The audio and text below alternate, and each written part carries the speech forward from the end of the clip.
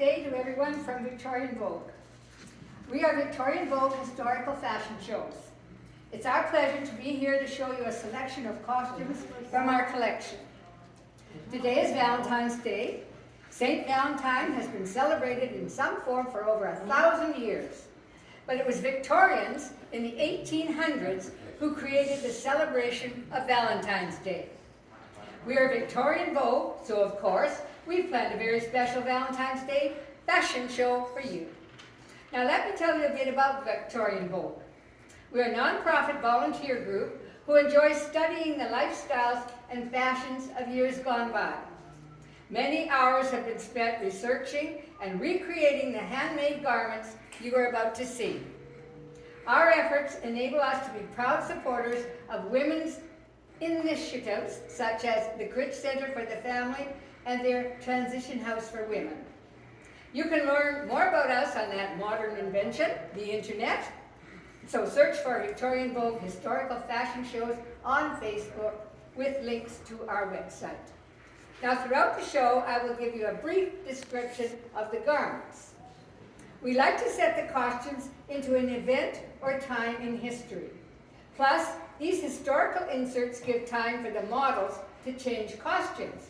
Not an easy task with layers of petticoats, rows of buttons, and all the Victorian accessories. Luckily, we have dressers behind the scenes who are our ladies' maids to help models into and out of the many layers of costumes. Throughout the show, we'll jump between eras and fashion styles as we tell you about Valentine's Day, with stories of romance and sometimes tragedy from the history of the city of Victoria. Please sit back and enjoy our look at history through the eyes of fashion. She has just received a Valentine's Day card from an admirer. Who is it from? At one time, there was a belief that the first person you saw on Valentine's Day would be the person you married. Suzanne's large theatrical hat will tell you that this outfit is from the Edwardian era. In this first decade of the 1900s, every possible style of hat was popular as long as it was large and outrageous.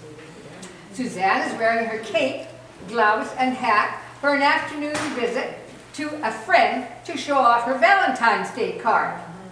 Now we'll take off the cape so you can admire the dress, but the hat and gloves should be worn all through the visit. Suzanne's dress is the same color as the cape, a light pink fabric printed with black vines and leaves. This one-piece princess line dress features the modern silhouette of 1903, typical of the Edwardian era. It's fitted at the waist, curving out into a bell shape at the hem. Black gathered ribbon and beading highlights the details of the dress. They decorate the high neckline, the edges of the open sleeves, and the skirt's circular flounce, which rises at the back. The wide hat complements the wide hem of the skirt. Suzanne's black lace vest adds drama and glamour to this stunning outfit and gives more emphasis to the black beaded trim on the dress. The first Valentine's Day cards were homemade, but by the middle of the 1800s, they were commercially printed. The local Victorian newspaper, the British Colonist, advertised, "Our bookstores will be filled with love missives, and by all indications, the postman will have his hands full delivering the favors of both sexes." Happy Valentine's Day, Suzanne.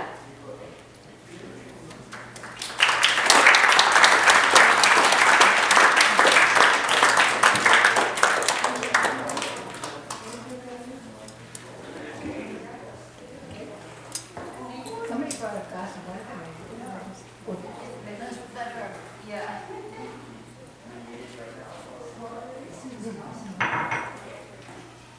Now, Judy joins us wearing a lovely outfit from about 50 years earlier, in 1855.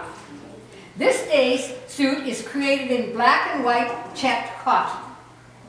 Fashion of the 1850s featured tight corseted waistlines and wide full skirts featuring yards and yards of material. This popular style features 3 tiers of flounces, each trimmed with 2 rows of black taffeta ribbon. The buttons down the front of the jacket resemble a military style. The jacket's wide pagoda sleeves and the even wider skirt are designed to create the image of a small waistline. A vintage Irish crochet lace collar with a cameo pin finishes the neckline. Now, Judy's bonnet is fashioned in the coal scuttle shape that was popular at this time. It did mean that ladies could only look ahead and had limited peripheral vision. We couldn't drag a nose today. In 1855, ladies wore as many as 10 petticoats to create the skirt's wide bell shape that fashion dictated. How many does she wear? I think Judy will do a bit of a reveal. Now, petticoats were made of cotton or stiff canvas or horsehair. Now, the first petticoat is very special. It is a corded petticoat made with cording sewn between layers of fabric. This helped to stiffen the petticoat and hold out the skirt into its bell shape. One of Judy's petticoats is red. Oh, we haven't got there yet. Oh, you haven't got there. All right. I'll wait. Number 1. Another one. 2.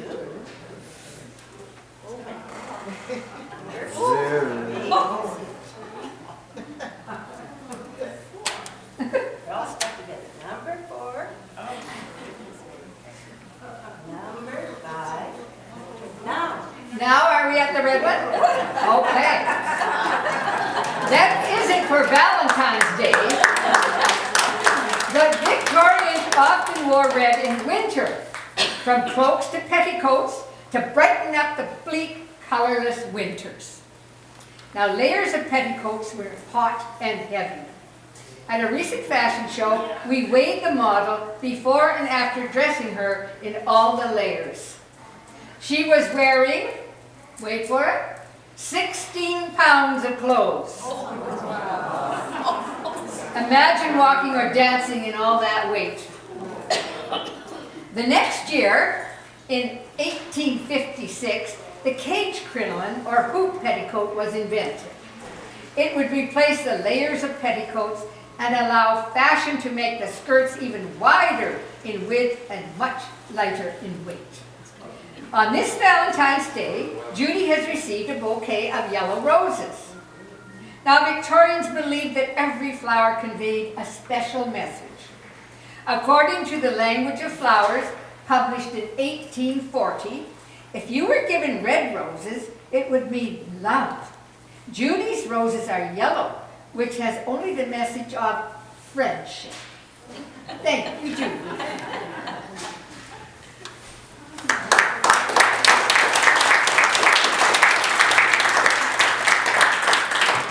Now, Beth joins us, wearing a violet satin afternoon dress from 1900. She's going to have tea with her friend Charlotte, Kathleen O'Reilly.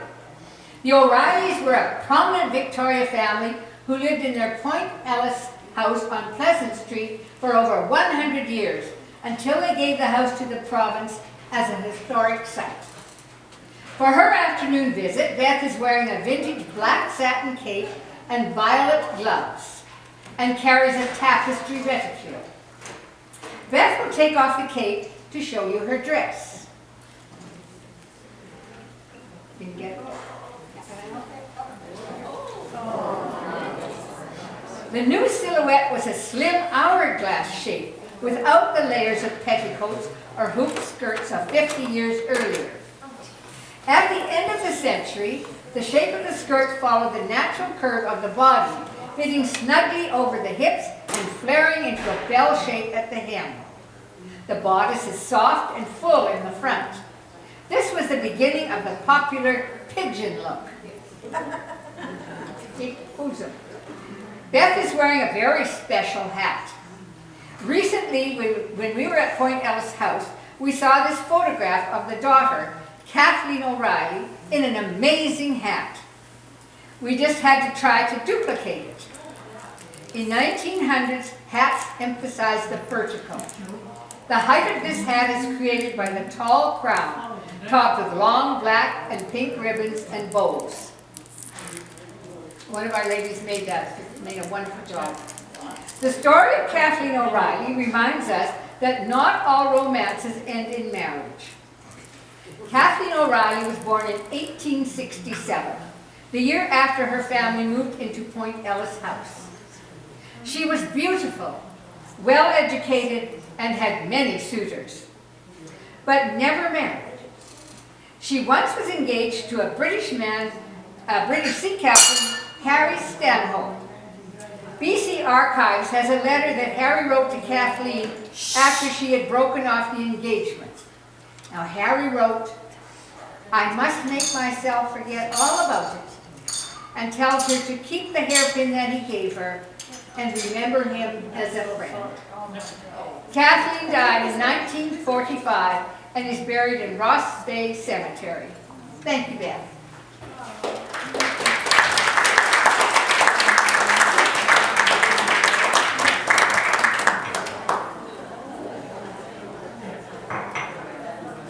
Now, the 1890s began the golden age for bicycles. The safety bicycle gave women unprecedented mobility. But women needed special outfits for bicycling, with skirts that could not be caught in the spokes of the wheels. Carrie is wearing a special bicycle suit from 1896. At first look, it appears to be a typical tailored suit, but it hides a very daring idea for bicycling. A patented bifurcated skirt, which means it has a split skirt. You'll notice the split skirt when Carrie turns around. The buttons down both the front of the skirt could be undone to allow for safe riding. Although simple in design, this suit is elegant in its smart styling, with the light blue trim on the jacket, skirt, and buttons. A frilled dicky at the neck is finished with a cameo brooch. Carrie tops her cycling suit with a perky straw boater, which has an essential accessory for the hot, sunny summer days in Victoria. This 1896 cycling suit was very daring for its time. It allowed a lady to ride her bicycle astride. So risque. Ooh. Now, the arrival of the bicycle caused a flurry of excitement in Victoria when it arrived in about 1896. The ability to travel quickly with very little effort was the main focus of this wonderful machine. While men loved the novelty, for women it was absolutely liberating. Never before had women been able to get around so easily and go out without a chaperone. The Victorian newspaper reported that the machine could travel a mile in an amazing 3 minutes. Reporters were excited at the prospect that someone could ride from Store Street to the wharf in Esquimalt in less than 12 minutes. The bicycle craze fed into the rational dress movement, which advocated liberating women from corsets and ankle-length skirts and other encumbering garments.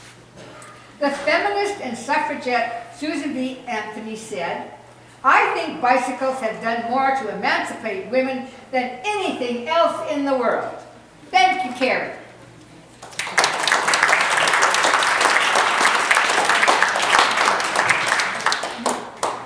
Now, our next dress is from a much earlier time, 1803, the time of Jane Austen.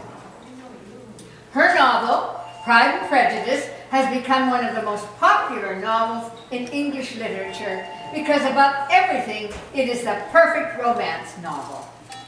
We all know its opening line, "It is a truth universally acknowledged that a single man in possession of a good fortune must be in want of a wife." The heroine, Elizabeth Bennet, does not like the rich Mr. Darcy at first, but of course, by the end of the novel, they are in love and married. Martha's gown has the typical features of many Regency fashions. A dress with a high empire waistline, made of light cotton material in a pastel color. This particular dress style is called a high stomacher, also known as a bib or apron front. The main part of the bodice closes at the front. The front of the skirt is attached to a separate panel which closes over the bodice like a bib on a pair of overalls. Regency ladies closed the bodice and the bib with straight pins. Martha cheated a bit and used large poppers or snaps to close the dress, although snaps weren't invented until 1885. Martha decorated the closing with handmade Dorset buttons to be more historically correct. A front closing dress was convenient if the lady did not have a maid or sister to help her to dress. It was also a maternity dress, making it easier for a mother to nurse her baby. Martha completes her outfit with an embroidered silk shawl, fingerless gloves called mitts, a small purse called a reticule. Her Regency-style bonnet is trimmed with spring flowers and tied under the chin with a wide satin ribbon. In Jane Austen novels, the women were constantly discussing the choice of ribbons and trimmings on their bonnets. Now, do you know the difference between a bonnet and a hat? The simple answer is that it is tied under the chin, then it's a bonnet. Thank you, Martha.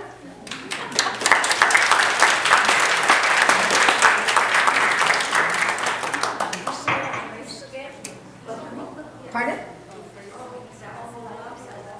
Now, if you prefer real-life romance stories instead of novels, we will tell you the story of Francis Rattenbury. Francis Rattenbury was the most well-known architect of early Victoria. Some of his impressive designs were the Legislature Buildings and Empress Hotel in Victoria, and Vancouver's courthouse. Our model, Lyle, is dressed in the outfit that Rattenbury would have worn in 1900. Lyle is wearing a vintage frock coat that is over 120 years old. It was the standard business attire of Victorian gentlemen that was worn to the daytime events where men today would wear a suit. The frock coat is a knee-length, double-breasted coat with notched lapels edged with satin along the neckline. It's only buttoned to the waist seam and is decorated at the back with a pair of buttons. Very dashing. An interesting feature of the frock coat is the lack of outside pockets. Most men's jackets today have 6 or more pockets, but the frock coat had only 2 pockets inside the chest, on the chest. Men have had multiple pockets for centuries, while women's fashions had none until the 1900s. As Lyle, our Rattenbury, looks over the architectural drawings for another building, we'll tell you Rattenbury's story of romance and tragedy. In 1898, he married Florence Nunn. 25 years later, at a dinner in his honor at the Empress Hotel, Rattenbury met the beautiful, talented, and exotic Elma Pakenham and was smitten. Rattenbury was 56 and she was 27 years old and twice married. Yes, already, my goodness. Their very public affair created a scandal. Even after they were married, they were shunned by Rattenbury's clients and Victoria's elite. In 1929, they moved to England, but their financial problems continued. Alma soon began an affair with their 18-year-old chauffeur, George Stoner. In the early hours of March the 23rd, 1935, Rattenbury was discovered in his sitting room with severe head injuries. Sorry. And he died 4 days later. Both Alma and Stoner confessed to the crime. At the trial, Stoner was convicted and sentenced to death. Alma was acquitted of the murder, but thinking that Stoner would hang, she committed suicide, stabbing herself with a dagger 6 times in the chest. Well, she didn't do a very good job. Before throwing herself into the river. In the end, Stoner only served 7 years in prison, since the court concluded that the young man had been manipulated into committing murder by the older woman. Thank you, Lyle. There's our exciting story for the day. Now for a much happier story, In Search of Marriage. British Columbia's history has many amazing stories of women who came to BC for a new life. Tallulah wears a dress of a group of immigrant women who came from England in 1862 on bride ships to find husbands. The story is a bit long, but worth telling. In 1862, the Pacific Northwest was a womanless land in the goldfields, and there were over 5,000 miners, but only 3 or 4 wives.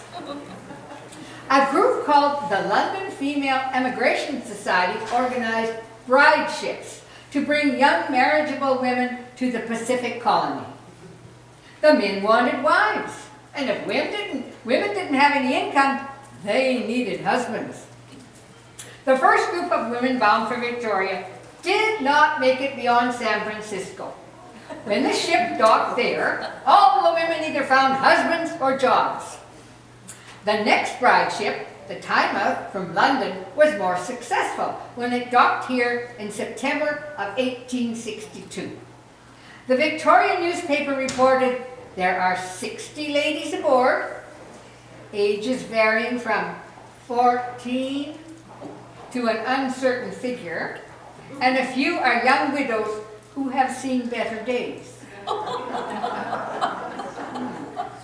The bride ship women were not affluent, but Tallulah would certainly want to look her best in a knitted wool shawl and a small bonnet trimmed with crocheted cotton lace.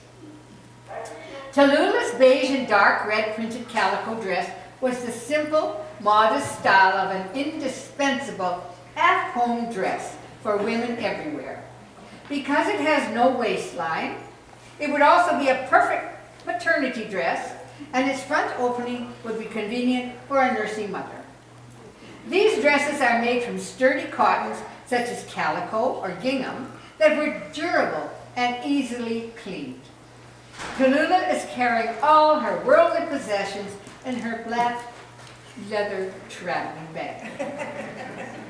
Now, although the skirt is wide enough to be worn with a hoop crinoline, a long voyage of 3 to 5 months on the high seas in tight quarters was no place for a hoop skirt. So, layers of very full petticoats would likely have been worn instead. News that the bride ship was steaming toward Victoria spread all up and down the coast. Miners traveled hundreds of miles to be in Victoria when the ship docked. Men flocked to the waterside and vied for vantage points. There was excitement, and the local newspaper, the British Colonist, wrote, "Bachelors, both young and old, must prepare to get a fitting reception. A general holiday should be proclaimed with salutes fired from Beacon Hill." There's a story of a lonely soup farmer who stood on the wharf as the women arrived on shore. He watched carefully as the procession of young women walked by. Finally, he stepped forward, grasped one of them by the hand, and drew her out of the line. Admiration seemed mutual. Marriage followed in 3 days, and the story says they lived happily ever after. There's a good Valentine's story. A whirlwind romance was not unusual. Half of the women became brides and married within a few weeks. The rest quickly found work. Thank you, Tallulah.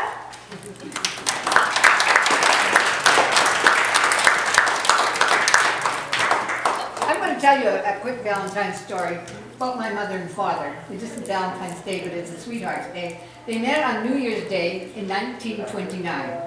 They never saw each other until May the 24th, and they were married on July the 3rd. Now, if I'd done that, they'd have been having a fit. It's only 6 weeks. And they stayed married for 60 years. It was wonderful. Now, our model, Julie, is dressed as Queen Victoria in mourning after her husband died. Queen Victoria was 20 years old when she married Prince Albert in 1819. He was a romantic. Even in my dreams, I never imagined that I should find so much love on earth, he said. They had a happy marriage and 9 children.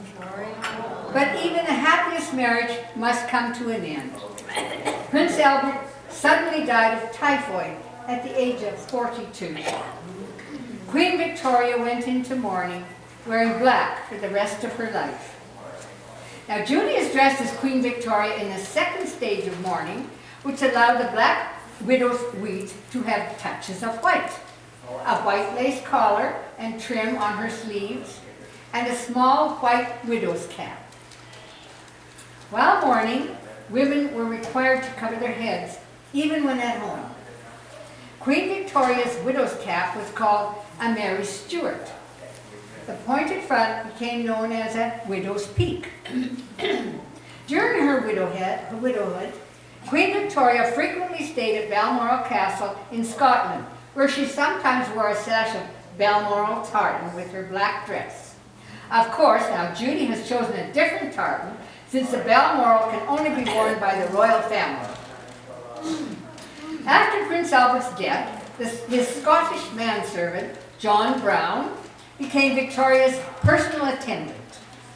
He was a favorite companion of the Queen for the next 20 years until his death. Recent research theorizes that the Queen's close relationship with John Brown was because Victoria believed Brown was able to channel the spirit of her husband, Prince Albert. When Queen Victoria died in 1901, she left very specific instructions for her funeral. On February 2nd, 1901, after 40 years of wearing black, Victoria was dressed in white in her coffin, with a wedding veil. Beside her was her husband's dressing gown and a plaster cast of his hand. Secretly, she instructed her doctor to put a lock of John Brown's hair in her coffin, with his mother's wedding ring and several of his letters. His photograph was wrapped in white tissue paper and placed in her left hand, with flowers arranged to hide it from view. This tribute was a secret until a doctor's diary was found many years later. Thank you, Judy. We're really sorry for your loss.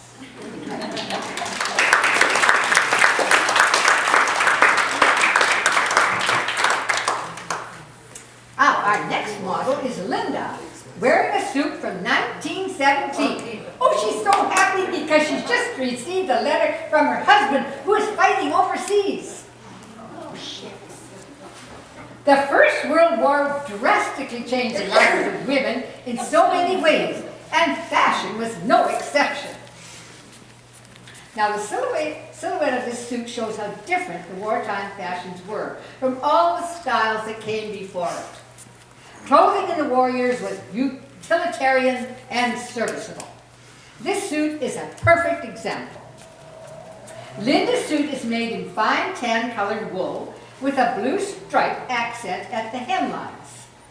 The long, loose jacket is belted at the natural waistline and features plenty of pockets and buttons. Now, due to shortages during the war, buttons were sometimes recycled from other clothing, which explains why the blue buttons on Linda's suit are all different. Practicality was the goal during the war, so skirts became shorter to about 6 inches above the ankle and just wide enough to make walking easy. It's obvious that Linda's not wearing a corset. When the United States entered the war in 1917, the U.S. War Industries Board asked American women to stop buying corsets with steel boning. They claim this saved 28,000 tons of steel, enough for 2 full-size American battleships. The First World War liberated women from corsets and put them to work.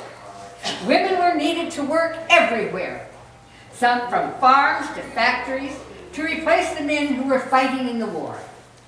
Linda is carrying her knitting. Women helped the war effort by knitting clothes for the troops. Scarves, vests, hats, and socks were needed for the soldiers in the trenches. The Red Cross published standardized patterns for home knitters. At first, the sock patterns followed the standard design for socks with a seam at the toe. But that seam chafed the soldiers' feet and caused infections. When the commander, Lord Kitchener, learned this, he taught himself how to knit and then developed the Kitchener method to close the sock toe without a without a seam. The Kitchener toe is used in socks today. Thank you, Linda.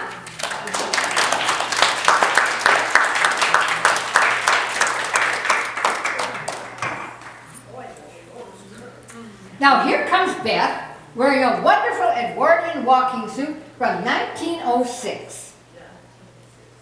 Queen Victoria's death in 1901 marked the end of the Victorian era and the Edwardian era began. Because King Edward was already in his 60s, the Edwardian era was a period of mature beauty known for its elongated lines and elegance. Edwardian fashions typically featured muted, soft colors. Beth's outfit is made of heavy cotton in a muted mauve color, in contrast to bright colors preferred by Victorians. This 1906 jacket features a large stand-up collar and full elbow-length sleeves over the typical quintessential white blouse with high lace collar. The decoration is subtle with curving lines of white tape lace and large white buttons. Beth's multi-gorge skirt has a slim profile with a high waistline, fitted over the hip and flaring gently to the decorated hemline. And you can see that Edwardians love their oversized large hats. Beth has a number of errands she needs to do in downtown Victoria. It's 1906, but you will recognize these stores on Government Street because they're still there today. First, she wants to buy her husband a new cravat at W.J. Wilson Clothier's and some pipe tobacco at Morris Tobacconists. Then, after a quick stop at the Western Union Telegraph Office to send a message, she'll visit Rogers Chocolates because their Victorian creams are her favorites. Finally, she will walk down to the site where the Empress Hotel is being built. The 33-year-old architect was Francis Rattenbury. The Empress Hotel is going to be the Canadian Pacific Railway's signature hotel in Victoria. When the construction began in 1903, the site was just a swampy mudflat. After 5 years of work, including draining the land and driving 3,050-foot Douglas fir logs into the mud, the hotel was finished in 1908. And those same Douglas fir logs are still there, which is amazing after 115 years. It was named the Empress Hotel in honor of Queen Victoria, Empress of India. It's been a honeymoon destination ever since. Thank you, Beth.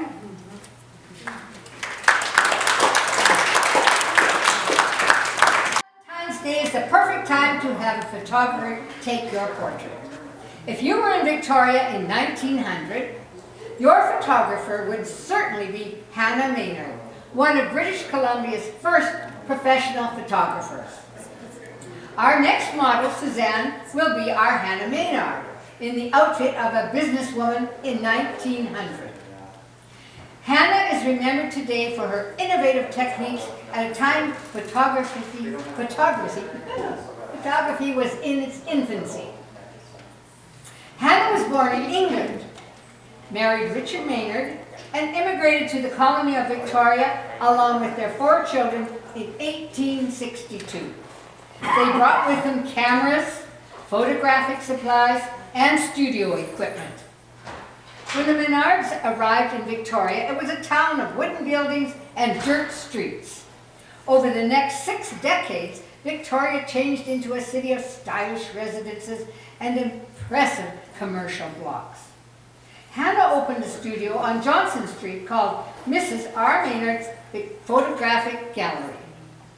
Suzanne wears an Edwardian blouse called a waist with a high collar featuring lace yoke insertions and extensive pin tucking across the top.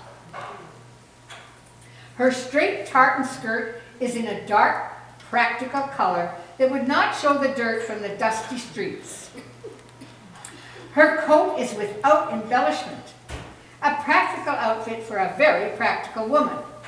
A small leather purse hangs from her waist.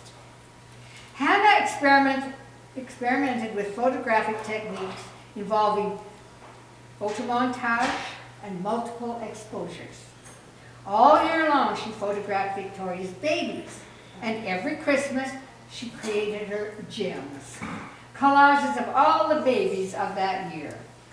Suzanne will show you the gem from 1881. The second photograph is an example of a multiple exposure where we see 3 images of Hannah and her son superimposed into a single picture. Hannah's work in both landscape and portrait photography made an important contribution to the documentation of British Columbia's history. When she retired in 1912, she said that she had